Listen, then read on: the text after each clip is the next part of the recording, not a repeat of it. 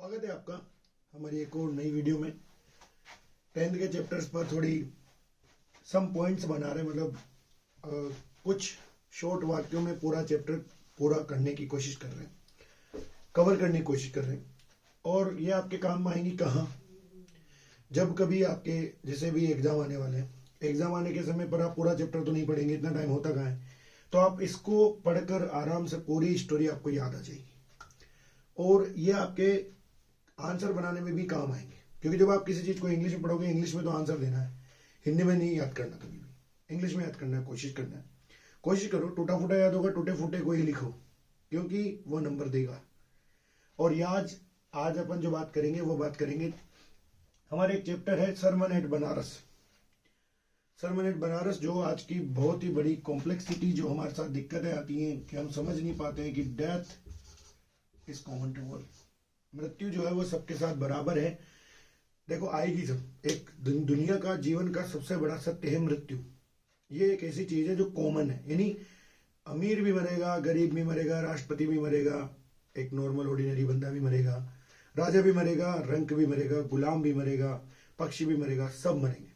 जवान भी मर सकता है, बूढ़ा भी मर सकता है, समय भी कंफर्म नहीं है, समय भी कंफर्म नहीं है। तो ये चीज बताने के लिए ये देखो, सरमन में होता है भाषण, प्रवचन, ठीक है। ये प्रवचन दिया गया था गौतम बुद्धा के द्वारा।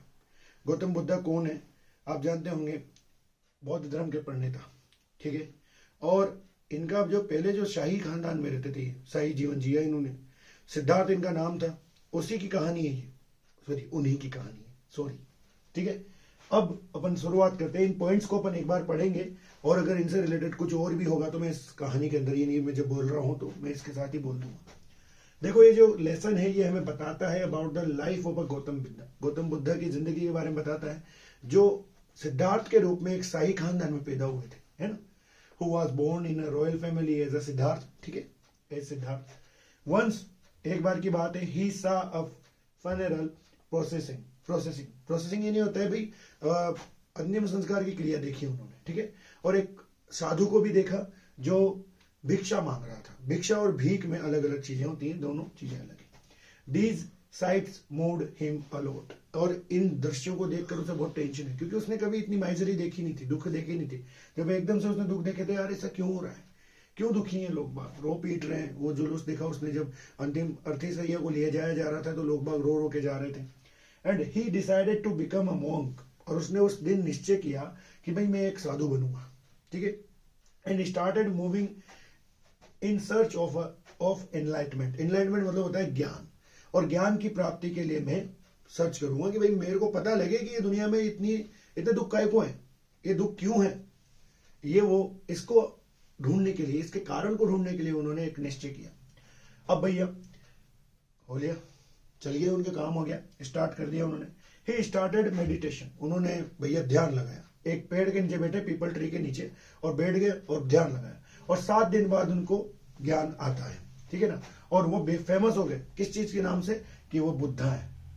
बुद्धा मतलब बुद्धा, जिसको ज्ञान है, जिसको बुद्धि है, ठीक है। और इस पीपल के पेड़ का नाम बौद्ध ट्री भी रख दिया गया, ठीक है।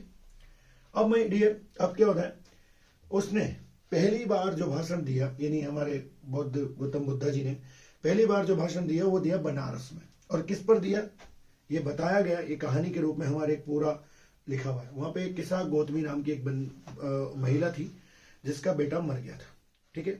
अब जिसका बेटा मर गया ना, तो आप जानते हैं अपन दुख में कितने ज्यादा दुखी हो जाते हैं कि हम सेल्फिश हो जाते हैं। हम चाहते हैं कि और किसी न किसी ये मरा हुआ व्यक्ति जिंदा हो जाए, हम सब चाहते हैं। देखो, तो उसकी भी चाह यही थी, तो वो गौतम बुद्धा के पास आती है और किस तरीके से याचना करती है और क्या करते हैं गौतम बुद्धा, इस आगे वाली कहानियों में देखते हैं। Once a woman came to him, एक औरत उनके पास आती है और रिक्वेस्ट करती है उनसे to bring her dead son to life, और कहती है कि कुछ भी करो आप, मेरे इस बेटे को जान वापस डाल दो, इसमें इसको जिंदा कर दो, मैं कुछ भी करने को तैयार हूं। तो भाई आप जानते थे, गौतम बुद्ध जानते थे कि ऐसे तो समझ में नहीं आएगी इसको उदाहरण देके समझाना पड़ेगा, डेमो देना पड़ेगा, ठीक है।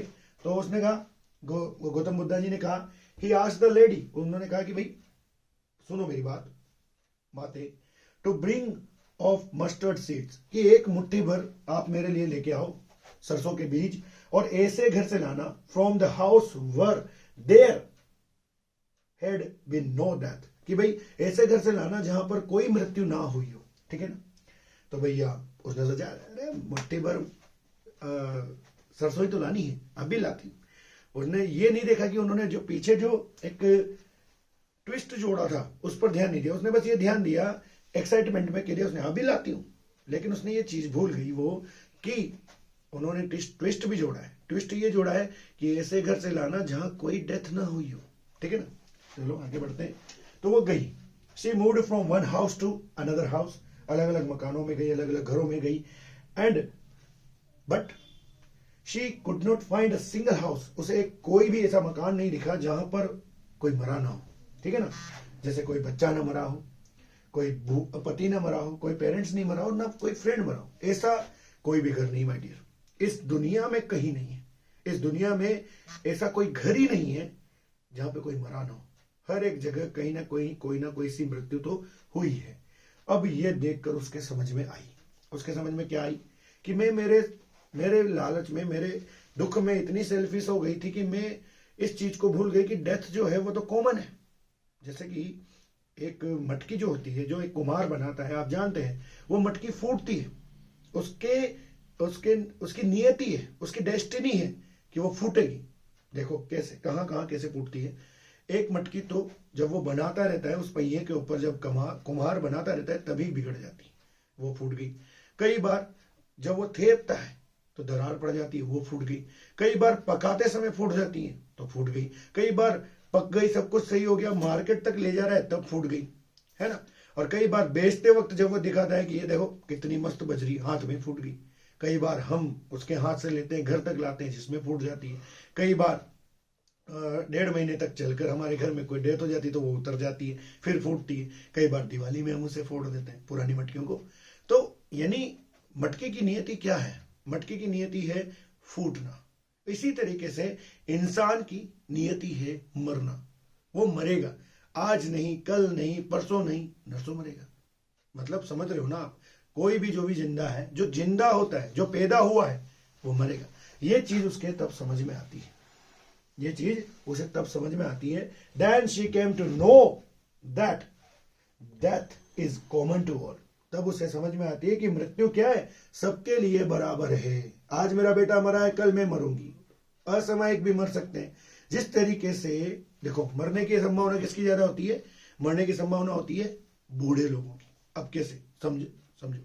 जिस तरीके से पेड़ पर पका हुआ फल ज्यादा चांसेस होते हैं उसके नीचे गिरने के, कच्चे फल की अपेक्षा, उसी तरीके से पके हुए लोग, यानी बूढ़े व्यक्ति, वृद्ध लोग, उनके मरने के चांसेस ज्यादा होते हैं, है ना। देख लो ना, आप इंश्योरेंस कराने जाओगे ना तो आपको पता लगेगा, जो एज्ड लोग रहते हैं ना उनकी प्रीमियम ज्यादा आती है, और जो छोटे बच्चे होते हैं उनकी प्रीमियम बहुत कम आती है। बहुत कम पैसे में बहुत बड़ा उनका इंश्योरेंस हो जाता है, आपने नोटिस किया होगा। तो उसको ये पता लगता है कि जो डेथ है वो कॉमन है, और यही दुनिया का अल्टीमेट ट्रुथ है। यही दुनिया का सबसे बड़ा सच है कि मृत्यु सबके लिए बराबर है। मृत्यु किसी की दोस्त नहीं है, किसी के पास देर से नहीं आएगी, ठीक है ना। तो आशा करता हूं आप लोगों को ये चैप्टर समझ में आया होगा। ऐसी ही वीडियोस बहुत सारी आएंगी। ऐसी वीडियो देखने के लिए आप चैनल को सब्सक्राइब करें, लाइक करें, वीडियो को शेयर करें अपने फ्रेंड्स में। कोशिश करें कि अपन ग्रो करें, आप भी ग्रो करो, मैं भी ग्रो करूं, सब ग्रो करें, और ऐसे बने रहे हमारे साथ। जय हिंद, जय भारत।